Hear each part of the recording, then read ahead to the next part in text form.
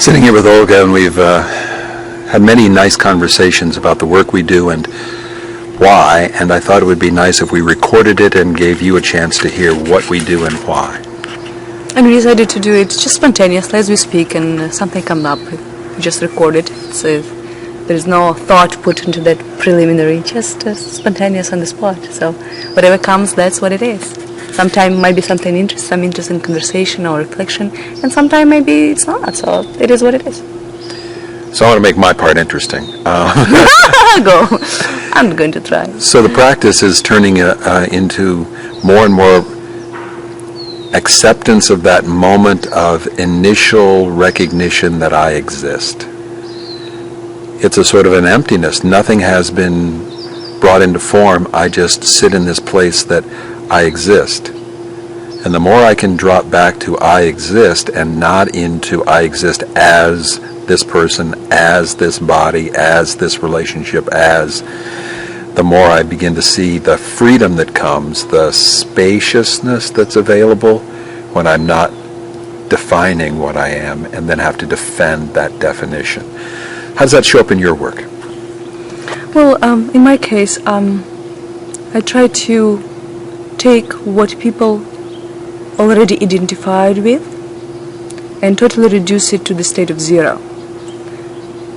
So, because the emotional body is actually preliminary to physical from where I stand and where I look at it, to take care of it, it's really the first step into getting into the habit of living in paradise. That's what we're experiencing right now, right? You always say, I just live in paradise right now. Yeah. And that's what it is. And it's actually extremely simple. The whole concept of paradise is obviously just metaphoric, but the purity of this state of being it's not spoiled, not spotted by the mind that try to create concepts around everything, expectations, and then fail to match them because it's impossible. They conflicting, right? So my work revolves around looking into how body corresponds with belief systems, ideas, any conceptual creation around what I am, what I should be, how life shows up, how people show up, how they should, all that shoulda, woulda, must, it's all the noise. So I look at what the pattern of the noise can be identified, when the body that noise stores, in what form. It can be pain, it can be some physical dysfunctions, it can be simply small tension or itching or whatever it is, but it's very easy to recognize and associate with particular emotional and mental pattern.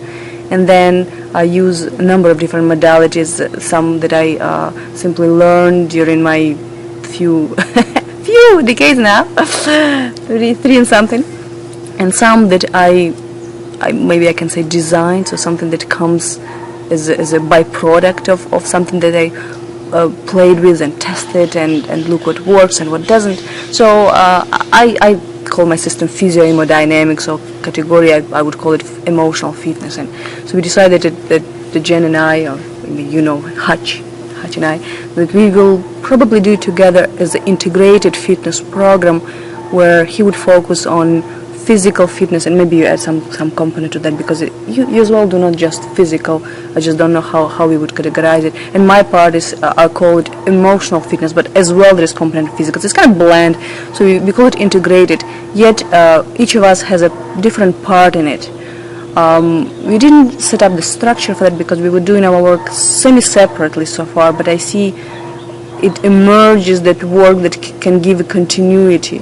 So from what I notice, and maybe you look at it differently, but from what I notice, my work is good starter. When a person comes and they're in pain, physical, emotional, doesn't matter, they just suffer. At the end of the end of the story, they suffer. What reason? It's totally irrelevant. What reason is they suffer. So it seems like I'm very good hammer to break this illusion, attachment to suffering, attachment to pain. My work is a little bit, there is a sense of force in it, Jen likes to call me to fire, so there is probably some some truth into that, or because he is very there's some. watery. There is some, yeah. Right. So I really, my work is very instant, very rapid change of entire pattern. Don't ask me how. The hardest. This was the hardest part for me to say how I do that. So I totally dropped explaining how. I said, if you're in pain, come. I cannot explain you. I will not sell you on that. If you really want to get rid of suffering, just come. That's the easiest way for me to do that. You experience it, and then you know. So it's very experiential. And interesting when people experience it, they say, I don't know how you did it, but that's the outcome. So they cannot explain how either. So I'm not going to try it, especially on the audio, right? But so my work, it seems like it's a really good starter to break it, and it takes 1, 2, 3 private sessions approximately like that, and I can see that shift. It's so instant. It's just amazing to watch. Then I think that your work is really great in maintenance. People gain some understanding experientially. We do very little talking during my sessions. So experientially, they arrive to some very different state. They notice shift, and then there is a process and time required for comprehension and for integration. And then you, from what I see, how you approach yoga now, you took it to really next level. I would say, very different level. There is new layers appear into your work to what yoga being perceived as what it is, which is this big misconception here in the West. So you took it to level that very satisfactory to me personally, because I can see how it affects state of being beyond body and beyond what someone read in the books, because you derived now from your own experience of your own shift. Well, yeah, I've sort of left what the yoga I was taught and went into the area that yoga had started to become more and more exercise, pushed that exercise away because it felt more wounding and pushing the body into places that were about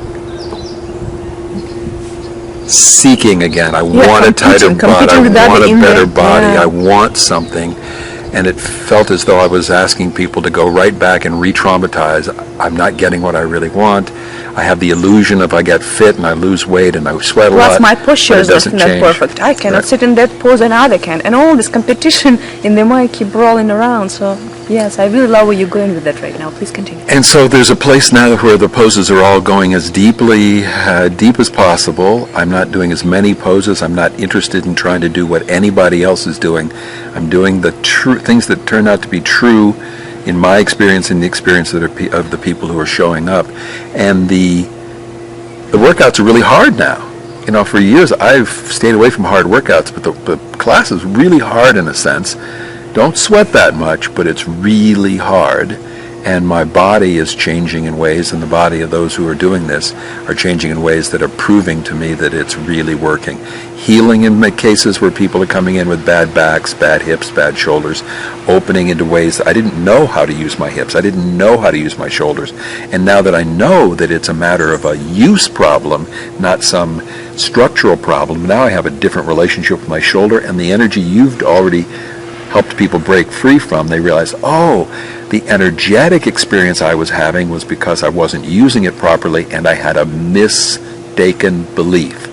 Or as yoga would offer, I didn't know who I really am. I don't know who I really am, so of course I'm suffering. I'm living in a schizophrenic illusion. Illusion, exactly. And here we are in paradise. You're sitting right next to the pool, looking at those beautiful trees. You can probably hear some birds and some noises, and it all adds to the picture of perfection. It's perfect as it is, and we are absolutely perfect as we are. We were created by this instant, and it's just beautiful. We are in paradise, and you're welcome to join us, guys. I want to end this in about 10 minutes, and that's a few seconds from now. Yeah. Just by saying, Olga's work is available by appointment, so is mine. And of course, come to yoga classes and get the work there. He's a wonderful teacher, guys. He's an amazing teacher and just amazing man. I love you. I love you, dear.